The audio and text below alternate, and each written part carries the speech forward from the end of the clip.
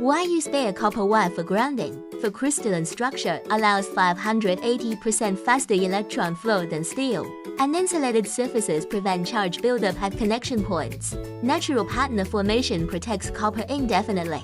Galvanized coatings degrade in 7 years, creating high-resistance joints. International standards mandate bare copper for permanent underground contact. Insulation traps moisture, accelerating corrosion in chemical plants.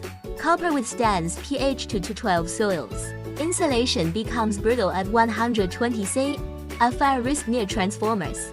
Initial cost is offset by zero maintenance. Failed grounding systems cause 83% more downtime in industrial facilities. Bare copper isn't an option, it's the physics of reliable electron highways. Always specify ASTM B1, B2 certified conductors.